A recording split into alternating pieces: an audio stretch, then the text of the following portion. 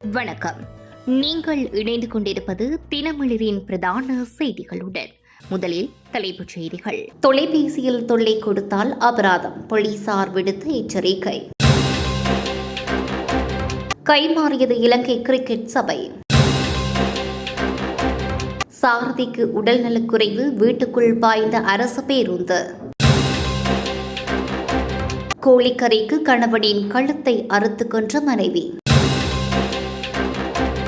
நள்ளிரவு முதல் நடைமுறைக்கு வரும் வகையில் கோதுமை மாவின் விலை அதிகரிப்பு.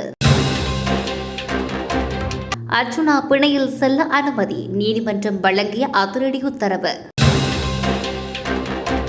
கைது செய்யப்பட்ட 19 தேரர்கள் போதைப்பொருள் பாவித்ததாக உறுதி. பணம் தர மறுத்த தாயின் கால்களை உடைத்த மகனின் கொடூர செயல்.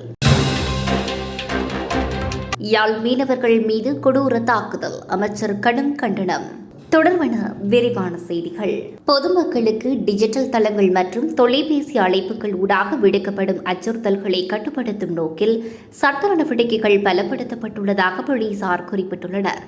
2024ஆம் ஆண்டின் 39ஆம் இலக்க தொலைத்தொடர்பு சட்டத்தின் 32ஆம் பிரிவின் கீழ் இவ்வாறான குற்றங்களில் ஈடுபடுபவர்களுக்கு எதிராக கடும் நடவடிக்கை எடுக்க முடியும் என்று கண்ணனி குற்றப்புலனாய்வு பிரிவின் வழக்கு செயற்பாட்டு பிரிவின் பொறுப்பதிகாரி சட்டத்தரணி திலன்குமார் சுட்டிக்காட்டியுள்ளார். நியாயமான காரணம் இன்றி ஒருவரை மன உளைச்சலுக்குள்ளாக்கும் நோக்கில் மீண்டும் மீண்டும் தொலைபேசி அழைப்புகளை மேற்கொள்வது அல்லது குறும் செய்திகளை அனுப்புவது தண்டனைக்குரிய குற்றமாகும். ஒருவரது தொலைபேசி இலக்கத்தை அவரது அனுமதியின்றி சமூக வலைத்தளங்களிலோ அல்லது பொது வெளியிலோ பகிர்ந்து அவர்களை அசௌகரியத்துக்குள்ளாக்குவது இச்சட்டத்தின் கீழ் குற்றமாகும். இக்குற்றச்சாட்டுகளின் கீழ் குற்றவாளியாக காணப்படும் ஒருவருக்கு 1 லட்சம் ரூபாய் வரை அபராதம் விதிக்கப்படலாம். அதே சமயம் அபராதத்தை செலுத்த தவறினால் 6 மாதங்கள் வரை சிறை தண்டனை அனுபவிக்க நேரிடும். அத்துடன் குற்றத்துக்காக பயன்படுத்தப்பட்ட தொலைபேசி இழைப்பினை துண்டிப்பதற்கான அதிகாரமும் அதிகாரிகளுக்கு வழங்கப்பட்டுள்ளது. தொலைபேசி அழைப்புகள் அல்லது செய்திகள் ஊடாக இவ்வாறான தொல்லைகளுக்கு உள்ளாகும் நபர்கள் அது தொடர்பான ஆதாரங்களுடன் அருகிலுள்ள காவல்துறை நிலையத்திலோ அல்லது குற்றப்புலனாய்வு திணைக்களத்திலோ முறைப்பாடு செய்ய முடியும் என்று அறிவிக்கப்பட்டுள்ளது. தனிப்பட்ட தகவல்களை தவறாக பயன்படுத்துவதில் இருந்து பொதுமக்களை பாதுகாப்பதற்காக மிக முக்கியமாக சட்ட பாதுகாப்பாக இது அமையும் என்றும் போலீசார் குறிப்பிட்டுள்ளனர். இன்று முதல் கிரிக்கெட் நிறுவனத்தின் அனைத்து நிர்வாக நடவடிக்கைகளும் தற்காலிகமாக இளைஞர் விவகார மற்றும் விளையாட்டு அமைச்சின் கீழ் கொண்டுவரப்பட்டுள்ளது. இலங்கை கிரிக்கெட் நிறுவனத்தின் தலைவர் ஷமி சில்வா உள்ளிட்ட செயற்குழு உறுப்பினர்களின் ராஜினாமாவை விளையாட்டுத்துறை அமைச்சர் இன்று ஏற்றுக்கொண்டதைத் தொடர்ந்து இந்த நடவடிக்கை மேற்கொள்ளப்பட்டுள்ளது. அதன்படி 1973ஆம் ஆண்டின் 25ஆம் இலக்க விளையாட்டுச் சட்டத்தின் 31ஆம் மற்றும் 34ஆம் பிரிவுகளின் கீழ் வழங்கப்பட்டுள்ள அதிகாரங்களுக்கு அமைய இத்தீர்மானம் எடுக்கப்பட்டுள்ளது. அதே சமயம் கிரிக்கெட் விளையாட்டில் நிலவும் பிரச்சினைகளுக்கு தீர்வுகளை காண்பதற்கும் அந்த கட்டமைப்பில் மாற்றங்களை மேற்கொள்வதற்கும் விசேட குழு ஒன்று விரைவில் நியமிக்கப்பட உள்ளதாகவும் தெரிவிக்கப்பட்டுள்ளமை குறிப்பிடத்தக்கது.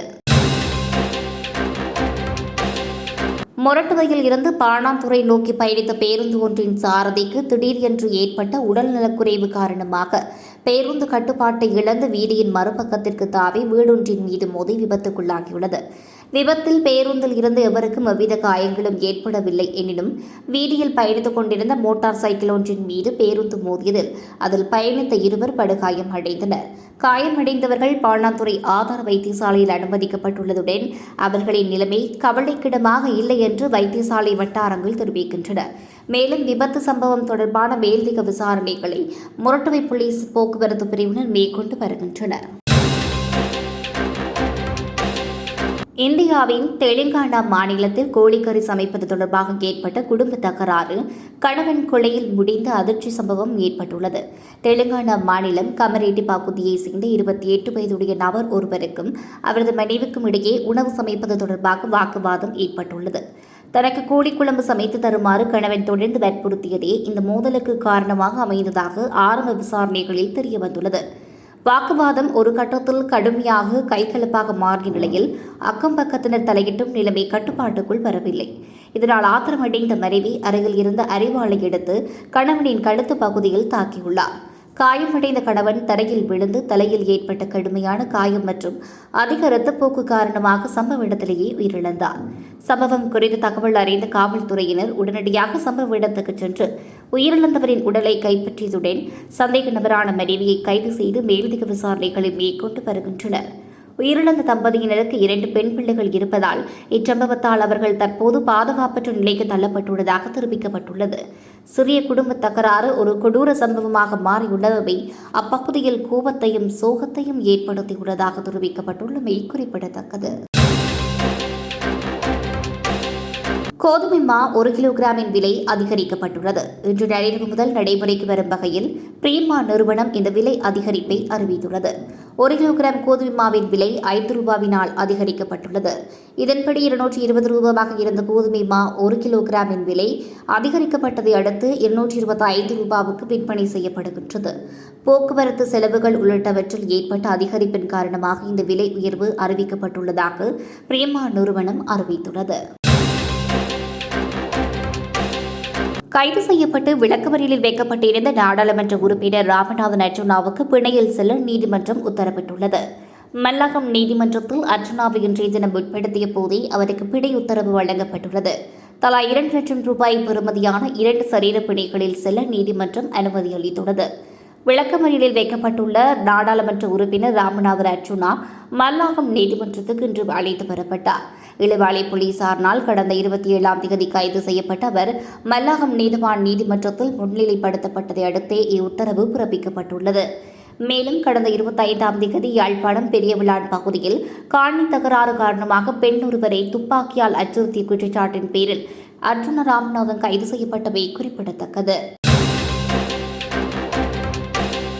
சுமார் 112 கிலோகிராம் குஷ் மற்றும் ஹெஸ் வகை போதைப் பொருட்களுடன் கட்டுநாயக்க விமான நிலையத்தில் வைத்து கைது செய்யப்பட்ட 22 தேரர்களில் 19 பேர் போதைப்பொருள் பயன்படுத்தியுள்ளமை சட்ட வைத்திய அதிகாரியின் சோதனையில் தெரியவந்துள்ளது. தாய்லாந்துக்கு சுற்றுப்பயணம் மேற்கொண்டுவிட்டு கடந்த ஏப்ரல் 25ஆம் தேதி நாடு திரும்பிய போதே இவர்கள் கைது செய்யப்பட்டனர். போலீஸ் போதைப்பொருள் தடுப்பு பிரிவினரால் தடுத்து வைக்கப்பட்டு விசாரணைக்குட்படுத்தப்பட்ட இவர்கள் நேற்று சட்ட வைத்திய அதிகாரியிடம் முன்னிலைப்படுத்தப்பட்டனர்.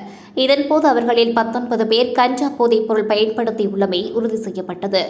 ஜம்புலிய பகுதியில் உள்ள விகாரை ஒன்றை சேர்ந்த 3 தேரர்கள் மாத்திரம் இதற்கு முன்னர் தாய்லாந்துக்கு சென்றுள்ளதாகவும் அப்போது அவர்களுடன் இணைந்து 12 தேரர்கள் அப்பயணத்தில் பங்கேற்றிருந்ததாகவும் விசாரணைகளில் தெரியவந்தது. அந்த நேரத்தில் கொண்டுவரப்பட்டதாக கூறப்படும் போதைப் பொருட்கள் அத்துக்கிரிய பகுதியில் உள்ள வீடொன்றில் மறைத்து வைக்கப்பட்டிருந்த நிலையில் அவ்வீட்டின் உரிமையாளரும் போலீசாரினால் கைது செய்யப்பட்டுள்ளார். எதிர்வரும் மே மாதம் 40 தேரர்களை தாய்லாந்துக்கு அழைத்து செல்ல இவர்கள் திட்டமிட்டிருந்தமை வெளிச்சத்துக்கு வந்துள்ளது. அத்துடன் இந்த வலையமைப்பை இலங்கையிலிருந்து இயக்கியதாக கூறப்படும் அமிதாந்தா என்ற தேரர் கம்பகா பகுதியில் உள்ள விகாரி ஒன்றில் பதுங்கியிருந்த போது கைது செய்யப்பட்டார். ஏனைய தேரர்கள் விமான நிலையத்தில் சிக்கியதைக் கண்டு அவர் இங்கு தப்பிச் சென்றுள்ளதோடு கைது செய்யப்படும் போது அவர் போதைப்பொருள் பயன்படுத்தியிருந்ததாகவும் தெரிவிக்கப்படுகிறது. இந்த கடத்தல் தொழிலை இலங்கையில் உள்ள வர்த்தகர்கள் போன்று தோற்றமளிக்கும் இருவர் பின்னணியிலிருந்து வழிநடத்துவதும் அவர்களில் ஒருவர் ஹாஜி என்று அழைக்கப்படுவதும் விசாரணைகளில் கண்டுபிடிக்கப்பட்டது. போலீஸ் போதைப்பொருள் தடுப்பு பிரிவுக்கு பொறுப்பான சிரேஷ்ட பிரதி போலீஸ் மா அதிபர் ரன்மல் கொடித்துவக்குவின் நேரடி மேற்பார்வையில் போலீஸ் மா அதிபர் அசோக தர்மசேனவின் வழிகாட்டலில் மேலதிக விசாரணைகள் மேற்கொள்ளப்பட்டு வருகின்றமை குறிப்பிடத்தக்கது. கேகாலையில் போதைப்பொருள் பாவனைக்கு பணம் தர மறுத்ததால் மகன் தன் தாயின் 2 கால்களிலும் தடியால் அடித்து எலும்புகளை முறித்துள்ளார். கடந்த 26ஆம் தேதி இச்சம்பவம் இடம்பெற்றுள்ளதாக போலீசார் குறிப்பிட்டுள்ளனர். 46 வயதான பெண் கேகாலை பொது மருத்துவமனையில் உள்நோயாளியாக சிகிச்சை பெற்று வருகிறார். தேனகமவை பகுதியைச் சேர்ந்தவராக இவர் காணப்படுகிறார். அப்பெண்ணுக்கு 20 வயதான மகன் உள்ளார் என்றும் போதைப் பொருளுக்கு கடுமையான அடிமையாகியுள்ளார் என்றும் போலீசார் குறிப்பிட்டுள்ளனர். அந்த இளைஞன் நண்பர்களுடன் போதைப்பொருள் நுகர்வதற்காக தன் தாயிடம் பணம் கேட்டு வந்துள்ளார். மகனின் அச்சுறுத்தல் காரணமாக சில சமயங்களில் தாய் பணம் கொடுத்து வந்துள்ளார். சமூக தினத்தன்று குறித்த இளைஞன் மீண்டும் தன் தாயிடம் 5000 ரூபாய் கேட்டதாகவும் தன்னிடம் பணம் இல்லை என்று அவரிடம் கூறியதாகவும் போலீசார் குறிப்பிட்டுள்ளனர். இதனால் கோபமடைந்து தன் மகன் கையில் கிடைத்த பொருட்களால் தன் தாயை தாக்கியதாகவும் இறுதியாக தடியொன்றினால் தன் தாயின் 2 கால்களிலும் அடித்துள்ளதாகவும் தெரிவிக்கப்பட்டுள்ளது. பாதிக்கப்பட்ட பெண் முச்சக்கர வண்டி மூலம் கேகாலை மருத்துவமனையில் அனுமதிக்கப்பட்டார். அவரது 2 கால்களிலும் எலும்பு முறிவு ஏற்பட்டிருப்பதாக மருத்துவர்கள் தெரிவித்ததைத் தொடர்ந்து சந்தேக நபரான மகனை கைது செய்ய போலீசார் நடவடிக்கைகளை மேற்கொண்டு வருகின்றனர். யாழ்ப்பாண கடற்றொழிலாளர்கள் மீது இந்திய கடற்றொழிலாளர்கள் தாக்குதல் மேற்கொண்டு இந்தியாவுக்கு கடத்திச் சென்றமையானது மனித உரிமைகளை மீறும் செயல் என்று கடற்றொழில் அமைச்சர் ராமலிங்கம் சந்திரசேகரன் கண்டனம் தெரிவித்தார். அண்டை நாடுகளுக்கு இடையிலான பரஸ்பர மரியாதை மற்றும் நம்பிக்கையை பாதிக்கும் என்றும் சுட்டிக்காட்டினார். மீனவர்கள் தாக்கப்பட்டமைக்கு கண்டனம் தெரிவித்து அமைச்சர் ஊடக அறிக்கை ஒன்றை வெளியிட்டுள்ளார். இலங்கை கடற்பரப்புக்குள் அடிக்கடி நுழைந்து மீன்பிடியில் ஈடுபடும் இந்திய மீனவர்களின் நடவடிக்கைகள் குறித்து நீண்ட காலமாகவே இலங்கை மீனவர்கள் கவலை வெளியிட்டு வருகின்றனர். பல சந்தர்ப்பங்களில் இலங்கை மீனவர்கள் அமைதியான முறையில் நடந்து கொண்டு இந்திய மீனவர்களை தொப்புள் கொடி உறவுகள் என்ற உணர்வோடு அணுகியுள்ளனர். ஆனால் கடந்த காலங்களில் இலங்கை கடல் வளங்கள் பலமுறை சூறையாடப்பட்டுள்ளன. சட்டவிரோத மீன்பிடி முறைகள் கடல் சூழலுக்கும் மீன் வளங்களுக்கும் தீவிர பாதிப்பை ஏற்படுத்தியுள்ளது. இதனால் உள்ளூர் மீனவர்களின் வாழ்வாதாரம் கடுமையாக பாதிக்கப்பட்டுள்ளது. இந்த விடயங்களுக்கு தீர்வு காணும் நோக்கில் இந்திய உயர் அதிகாரிகளுடன் மீன்பிடித்துறை அதிகாரிகளுடனும் பல கட்டங்களில் கலந்துரையாடல்கள் நடத்தப்பட்டது. இரு நாடுகளுக்கு இடையிலான ஒத்துழைப்பை வலுப்படுத்தி சட்டவிரோத மீன்பிடி நடவடிக்கைகளை தடுக்க இணைந்த நடவடிக்கைகள் அவசியம். இத்தகைய சம்பவங்கள் மீண்டும் இடம்பெறாத வகையில் விரைவான மற்றும் நியாயமான விசாரணைகள் மேற்கொள்ளப்பட வேண்டும் என்றும் தெரிவிக்கப்பட்டுள்ளமை குறிப்பிடத்தக்கது.